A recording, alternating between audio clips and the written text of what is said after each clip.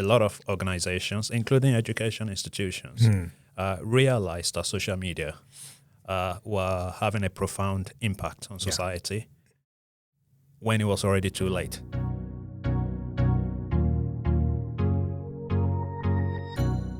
Professor Sheba, welcome to the Force Multiplier podcast. Thanks for having me. Yeah, no problem. Great location as well. So we're shooting for the very first time from our new home studio. We've got this wonderful studio set up, co-located with our offices in central London. But yeah, thank you very much for being the first guest at this new location. It's quite exciting for us. Yeah, I feel honored. Baba, you'll know that Force Multiplier is based on the premise that people are the force and AI is the multiplier. AI is the tool. That's the focus that we're trying to go in.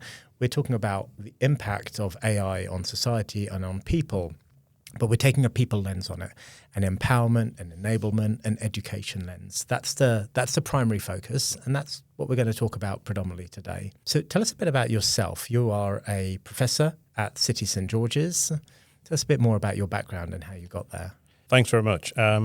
So my background's quite vast. I did an undergrad in management and IT. I did a postgrad in finance and accounting. Oh. I did a PhD in corporate governance.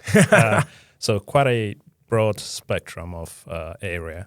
But where I settled on is on digital education and transformation.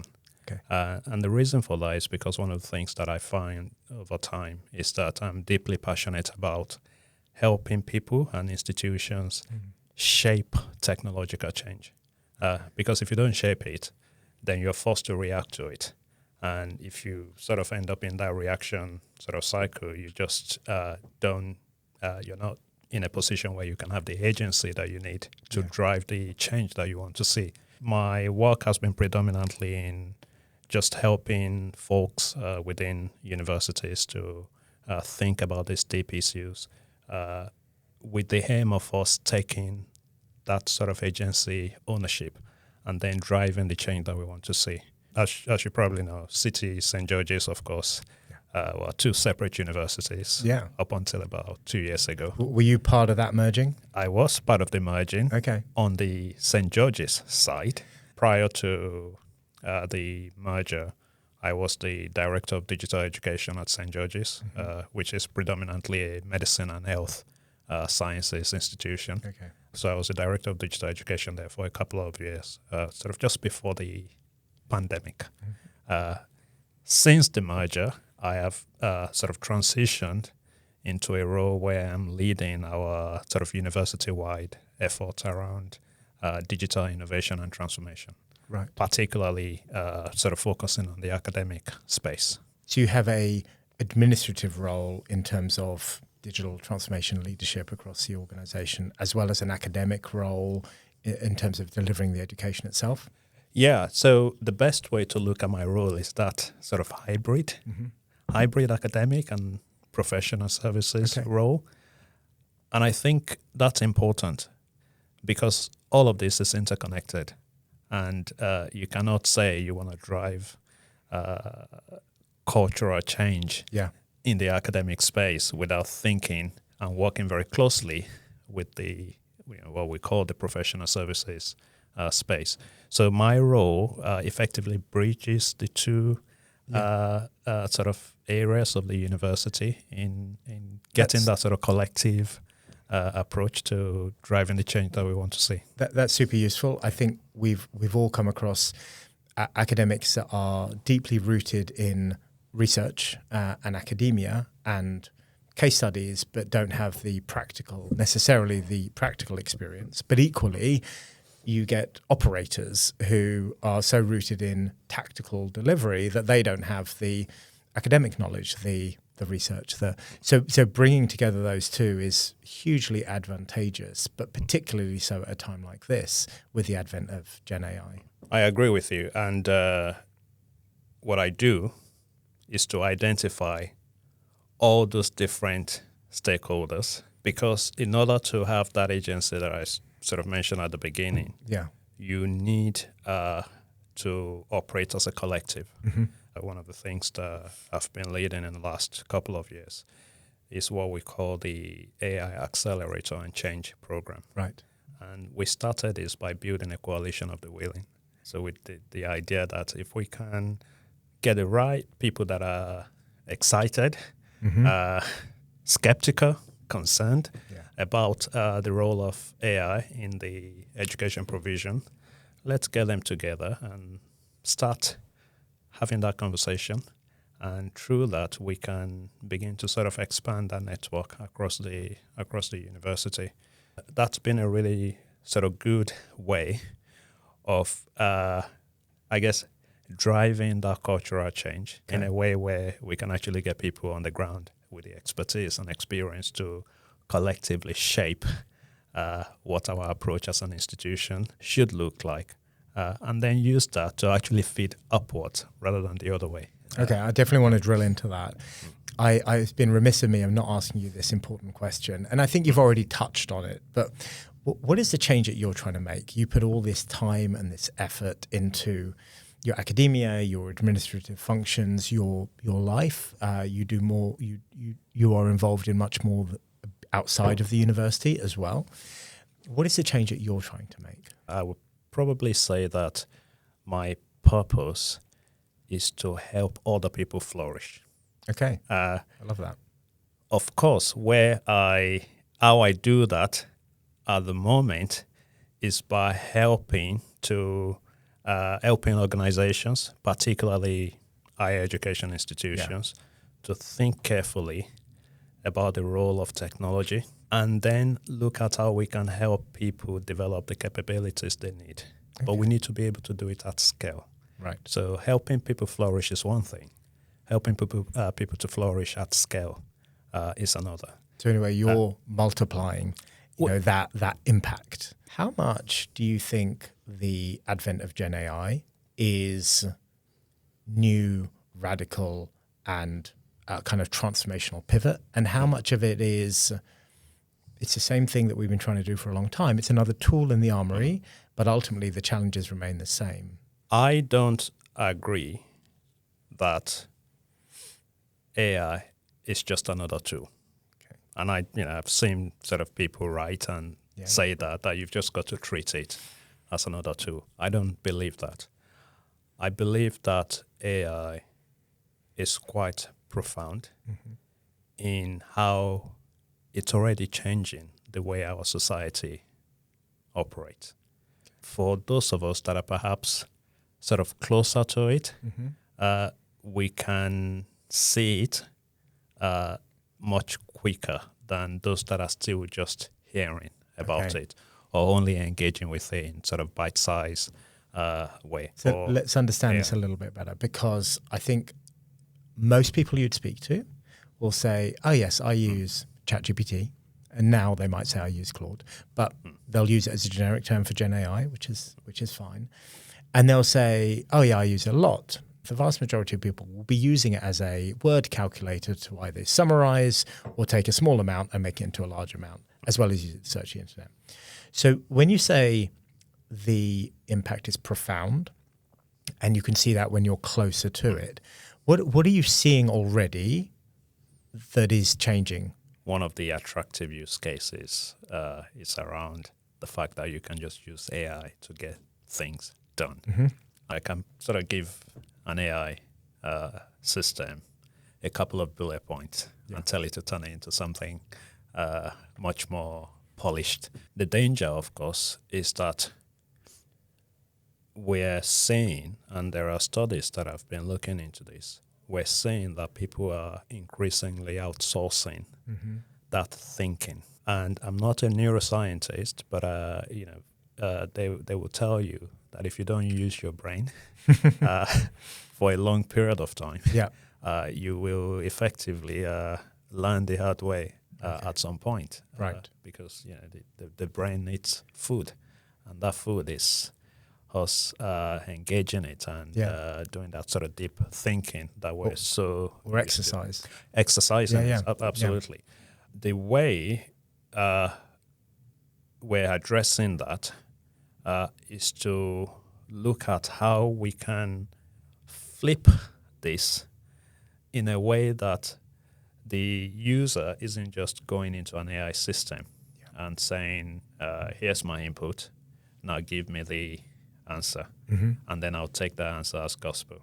And one of the things I'm mostly concerned about when I go on platforms like X, for example, Right. is that Why do you do that? Why do you go onto platforms like X? I mean, why do we go onto social media? I mean, that's another thing because, of course, a lot of organizations, including education institutions, realized that social media were having a profound impact on society when it was already too late. But back to my X or Twitter point, one thing I've noticed now is that people will ask Grok to confirm whether something that has been said is true or false. Right.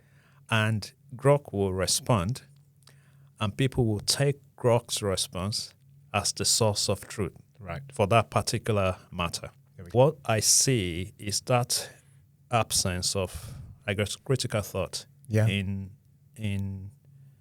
asking Grok to provide the source of the data. Well, you got a confirmation bias right there. Yeah. And people are time it's poor confirmed as that well. I was right. Yeah.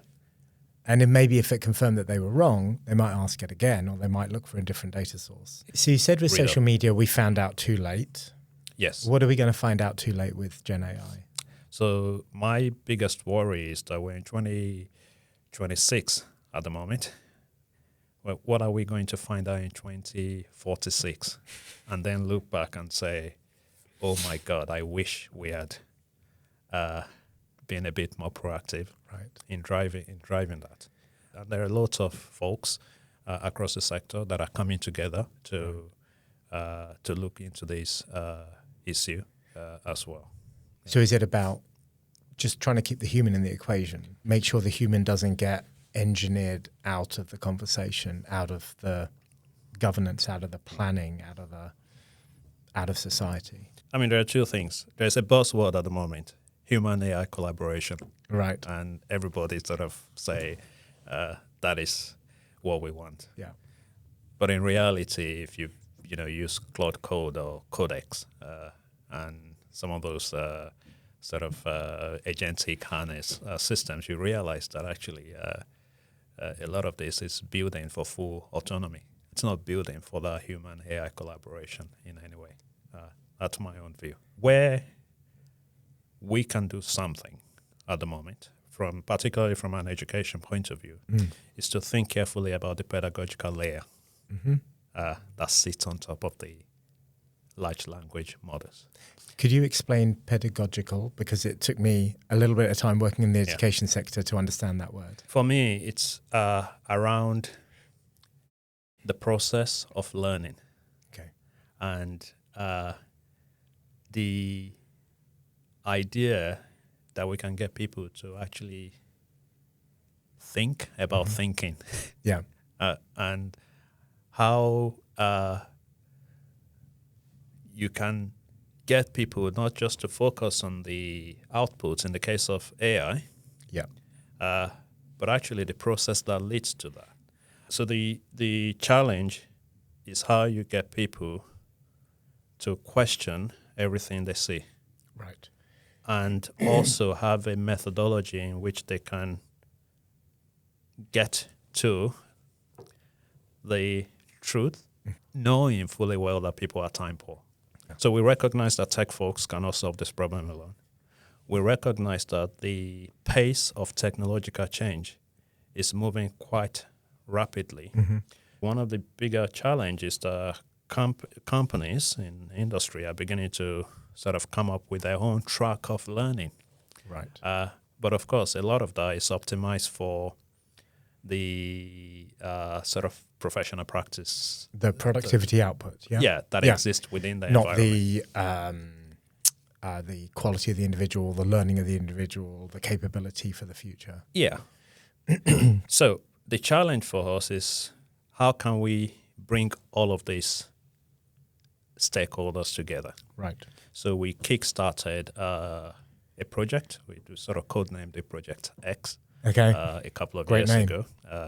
It'll take off, I'm sure. Well, so and the first question we asked ourselves is, what are the core competencies that we believe people need for the future world of work, regardless of the discipline?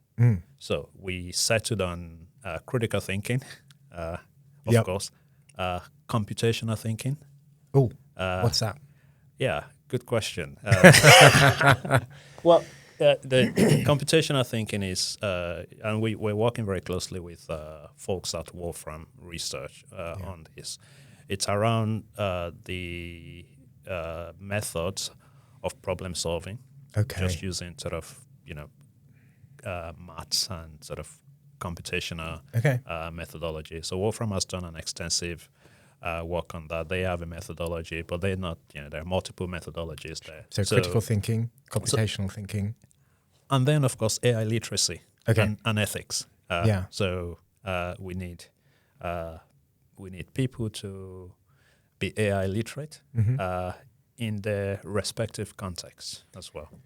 One of the first things we've done is we've effectively built this learning solution, which I prefer to call a ped tech rather than an ed tech system. So it's sort of pedagogically driven, and it's effectively a sort of pedagogical driven application layer that sits on top of LLMs. AI takes the learner on a journey, effectively. So we've pulled together Wolfram. I mentioned Wolfram, Raspberry Pi Foundation, Sage Publishing, and some really passionate individuals like Dr. Tom Chatfield. Tom is an author of critical thinking, quite a few sort of technology and society books.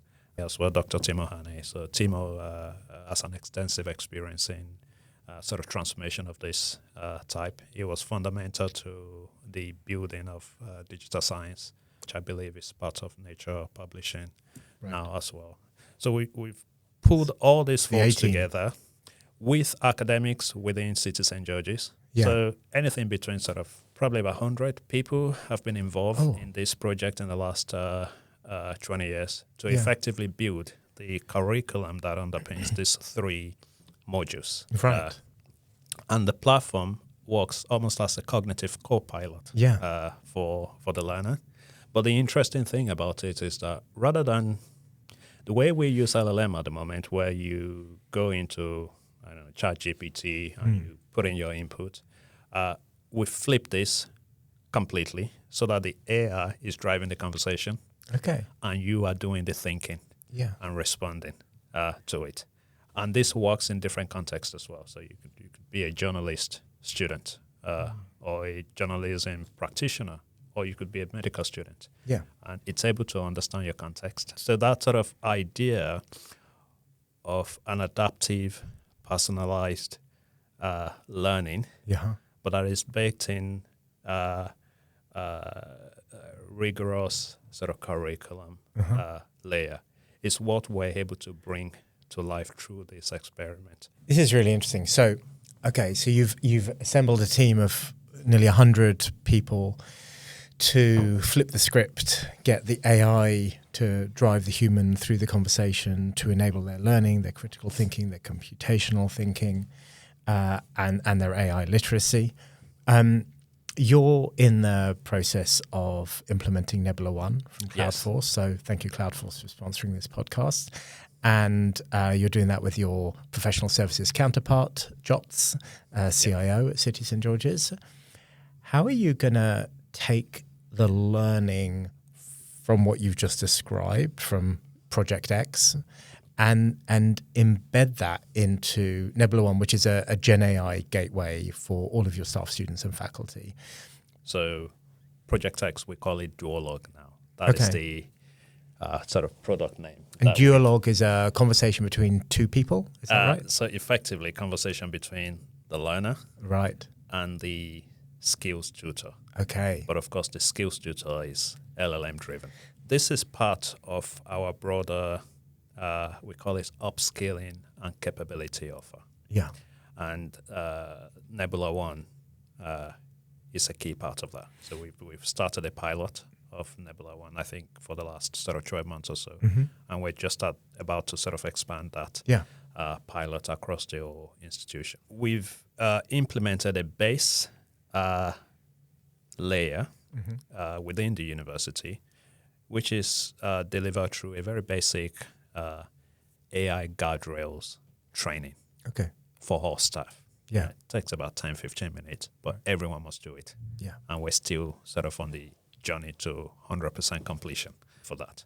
And then we've introduced the AI literacy pathways, which is where courses like sort of Duolog AI literacy and so on comes in. And then the third layer in our offer is what we call applied capability, which is where you can move from the sort of foundational literacy towards thinking about discipline or practice specific context. And this is where you can get into the sort of meaty part of, well, what does this mean for my department, for my area of work, for my profession, and so on. And then we have the safe experimentation layer. Right. And the way we're approaching that is effectively through Nebula One, which we call the AI Gateway. You've done all of this. Now we're introducing you to a way for you to have access to a range of LLMs that are protected within sort of the institutional environment. And you can safely experiment. You can sort of either use those general purpose systems, or if you're an academic, you can actually think about building personal agents that are driven by a particular knowledge base that you can deploy to your students.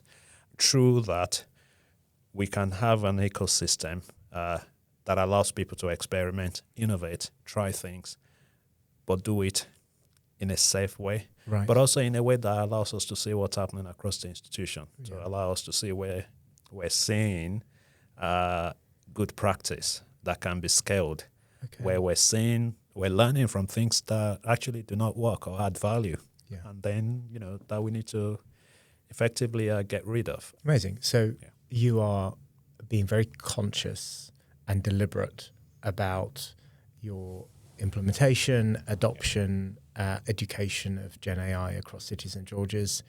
I like what you say about the constant learning, iterations, experimentation. If it doesn't work, turn it off, try the next thing. Because ultimately, you're there to teach, people are there to learn. But I mean, your professional services staff didn't sign up to learn, they signed up to work. But that's an added advantage of being in that environment. But also, you want productivity, right? You want to see better learning outcomes. What are you doing to measure learning outcomes? We've literally just refreshed our strategy. And there's a digital innovation sub-strategy there that recognizes the profound sort of the criticality of digital innovation as a key driver going forward. So the digital culture one, it's there. On AI, the AI maturity model is also another one that we're sort of looking at. And I think what's interesting is that, say, a couple of years ago, we're probably in the approaching and understanding layer. So, lots of discussions and so on. Whereas we're now at a point where we have a lot of experiments that are flourishing within the university. Right. We have some things that are beginning to be operationalized. Okay. We have a couple of things that are now indeed sort of embedded, but we still have a long way to go to get to that transformed state that we all, obviously, with any change management program that you hope to get to. You can often, in an innovation world, you can often spend time with 1,000 pilots, but nothing in production, nothing delivering value. And it's part of the pilot is productionizing and measuring the outcome and then failing quickly, which is fine, right? That's language we've used for a long time now. We've talked about digital maturity and learning outcomes. So specifically in the students, are you starting to see some change happening?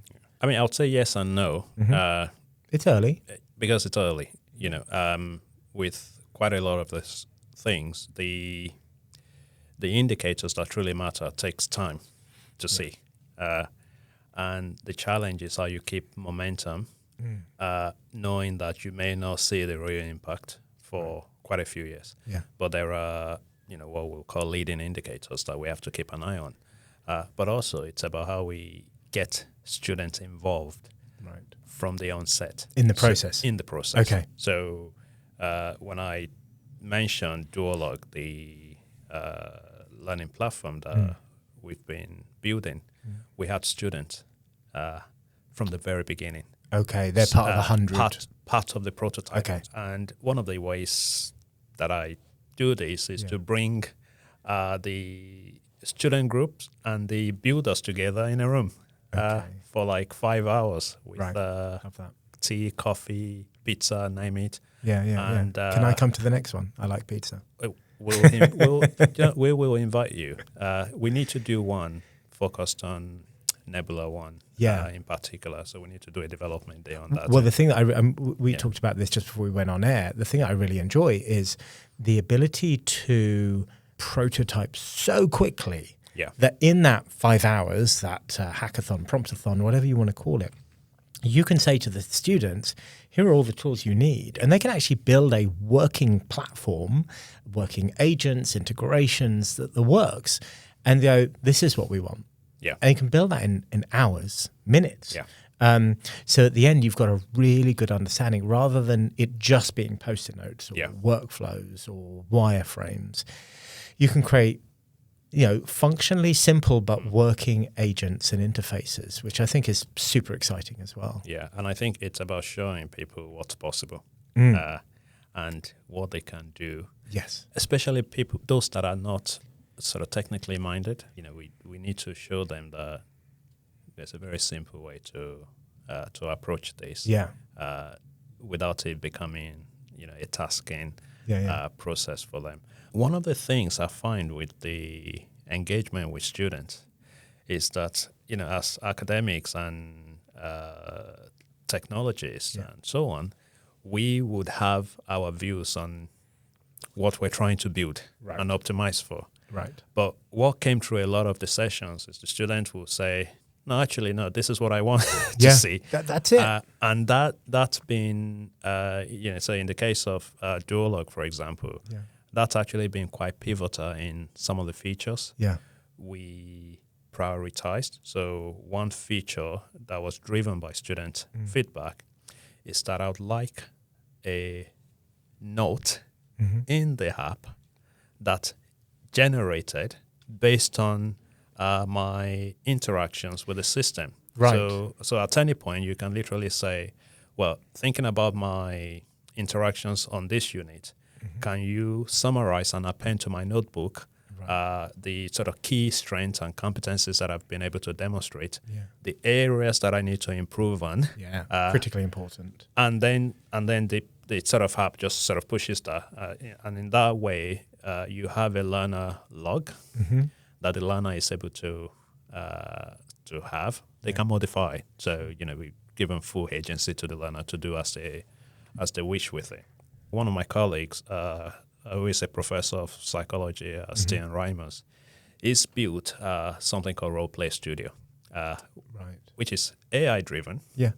But it's a back-end infrastructure that can support multiple front-end experiences. Right. So one front-end experience is our law school are running virtual law clinics where the student can have a consultation with client.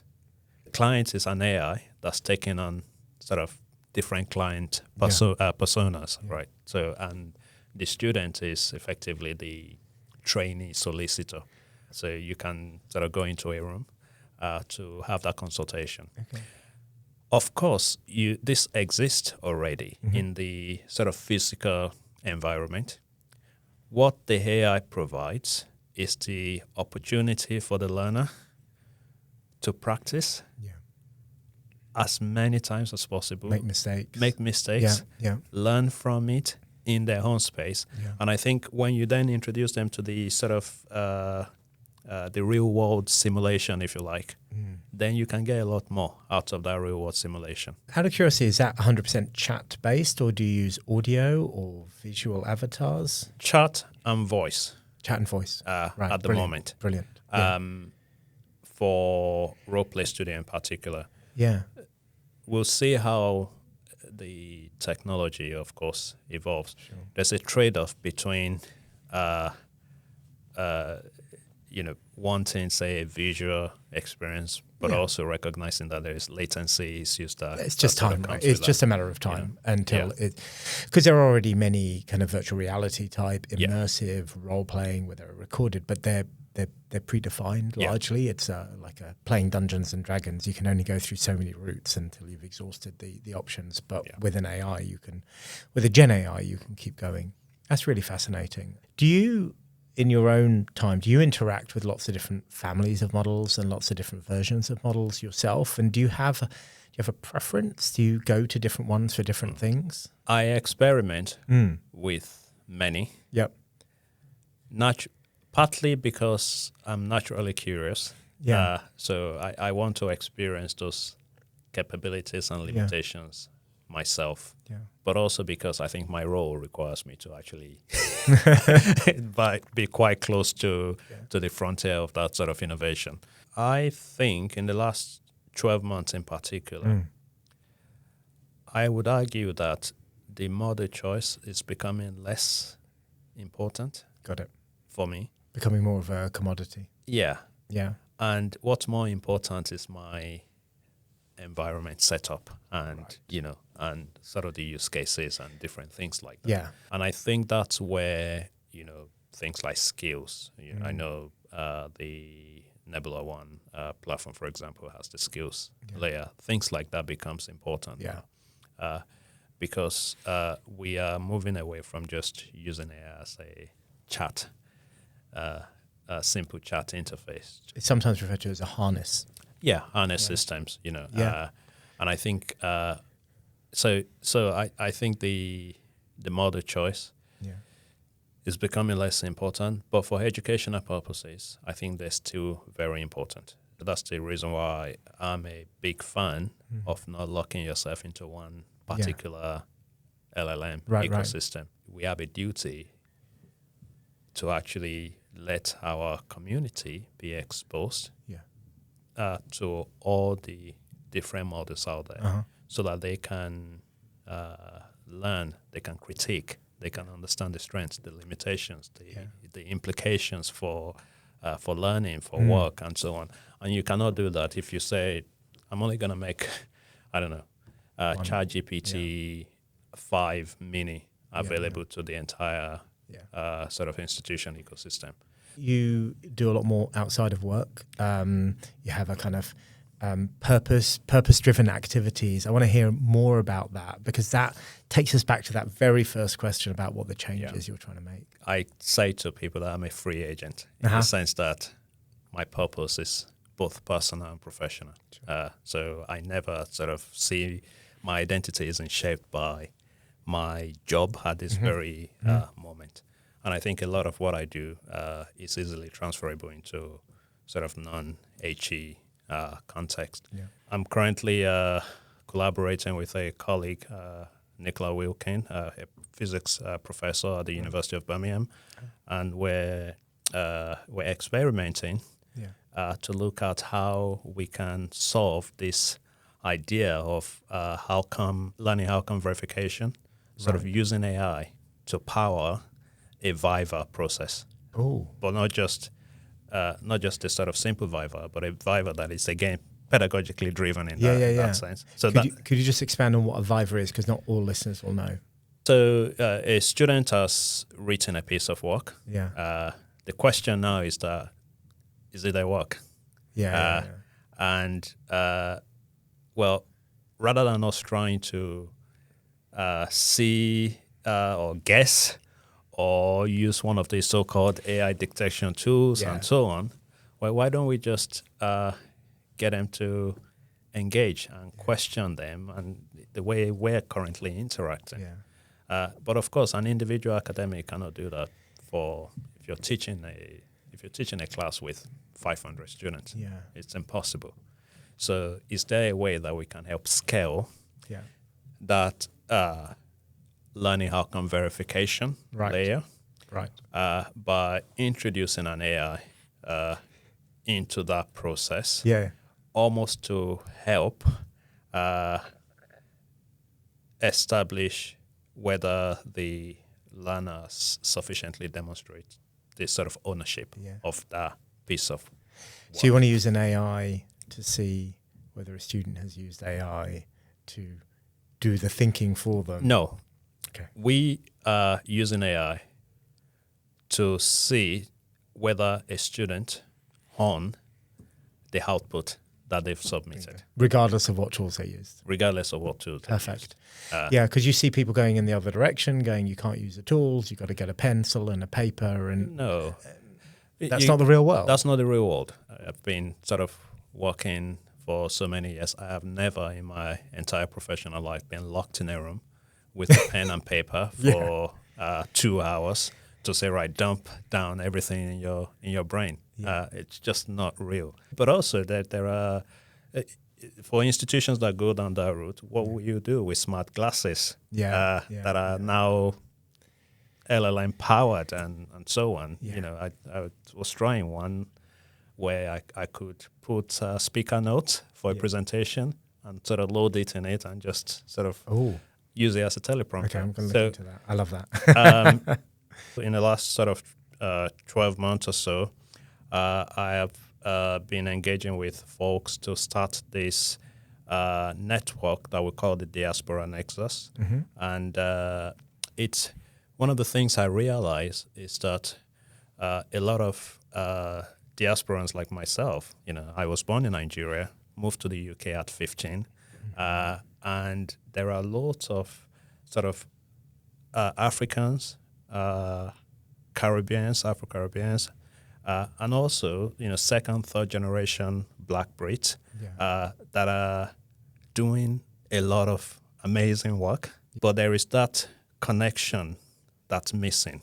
Right. And you need that network as an infrastructure in order to scale. What I found is that I was, you know, I might be with a couple of folks and 5 of us are having these similar conversations and then I go to another sort of event, another 5 of us are having this conversation. Yeah. So what we got together with a couple of folks and why don't we bring all these people together? Right. And have a discussion. So we had an event with the Africa Center. They kindly hosted us. And what's come out of that is that there's a huge and untapped potential within this network. Right. There are people that are building that are at that sort of inflection point now. And one of the things that that's emerging is that there is a real opportunity for us to progress the work of the Nexus to include an incubator of some sort that can really help some of these ideas sort of progress and scale. I'm a trustee of a charity, for example, where it's a UK-based charity, but we have a school, a high school in Ghana, in a sort of very rural part of Ghana. Right. The establishment of that school has been so transformative to that local community where a lot of kids would have struggled to have access to education purely because of the proximity of the areas they live in, because it's quite rural, into getting access to sort of schools that's easily commutable and so on. In that scenario, how connected internet technology connected are these communities? In this particular sort of organization, so this school is called Jubilee High School. We've had to do the work around sort of internet provision within the environment. A lot of this community are quite connected on mobile. Mobile network is the primary. Smartphone? Smartphones. Okay. Yeah, smartphones effectively. Yeah. Information dissemination, engagement are based done on things like WhatsApp, for example. So simplicity is quite key in that. The sort of performance of the kits there is fantastic relative to the sort of district that they're in. Do you see some real transformational change coming through Gen AI and the platforms that you've been involved in developing in helping remote rural communities enhance their education, given their accessibility, given the multilingual capabilities? I haven't personally worked on any, but I am aware of a few, and the potential is of course huge to be able to personalize learning, but also help people at the different stages that they might be at. And I think that's one of the things that, if anyone's doing something in that space, I'll be excited to be involved. Great. And it goes back to the idea that the opportunity now is that if we connect the technology and people together, we can actually scale in a way that we've never been able to do. 100%. Well, on that note, Professor Baba Sheba, thank you so much for being a guest on the Force Multiplier podcast. No, thanks for having me.